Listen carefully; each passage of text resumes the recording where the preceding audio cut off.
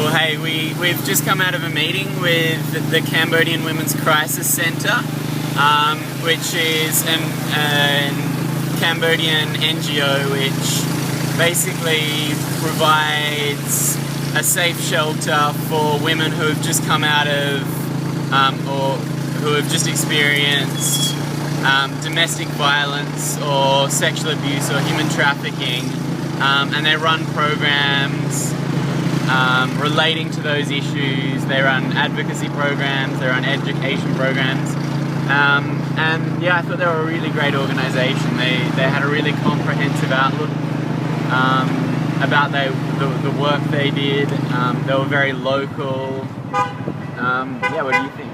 Yeah, I was really impressed. Like it's MHB working really comprehensive in their approach, kind of covering not just kind of rehabilitation and providing shelters for women, but also, you know, taking preventative measures, providing education to young girls that are at high risk of being trafficked or of entering the sex industry.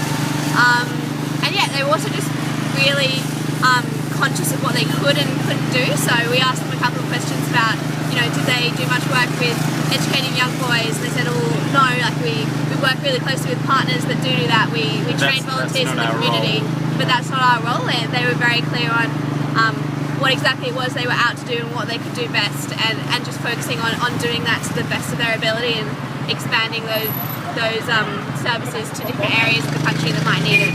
But yeah. Another thing that I was really impressed with was the way that they built community partnerships. So because they're an organisation that works with women who've come out of you know, the sex industry and those sorts of things, it's very hard for those women to go straight to the Cambodian Women's Crisis Centre unless they have some sort of support, or unless they're at least aware of this organisation. So CWCC goes into communities and they do community organising things, and they speak to the community about the work they do, and I think that's a really important thing that they've just got right.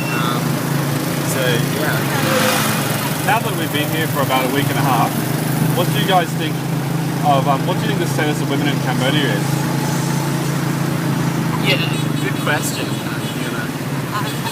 I think it's hard to. I think it's changing.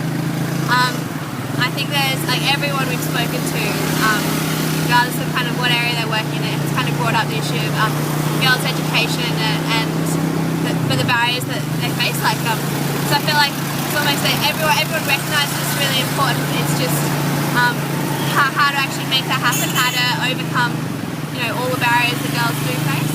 Yeah, and I think one of the things I've really learnt is just how complex the situation is, that it's not simply that sort of men are more dominant than women. It's that in some senses, like for instance, we've learnt that the Prime Minister, you know, his wife is often sort of that voice in his ear telling him, you know, what to do. So I think in some senses women do hold a lot of power, and in the fact that in marriage that it's men who are the ones providing what they call milk money, the money to the women's family. But at the same, and we've heard a few people say, you know, that there is more women and gender equality here than other places. But at the same time, probably the crucial thing is that once they go past primary education, boys really get priority over girls. And that just has repercussions in all areas of society. So I think, yeah, that's a really key thing is getting girls more educated so they can play that crucial role that they deserve to be playing in society. Yeah, because you definitely the primary school level there is a lot of equality, but then, you know, once you get to government level, there's barely any women, which is really surprising given that it is in some senses a really matriarchal society. Like, you know, husbands move into their wife's family house and things. So yeah, I guess it's a pretty complex issue to overcome, and it's definitely not, you know, women are completely dominated and subservient to men. It's a lot more complex than that.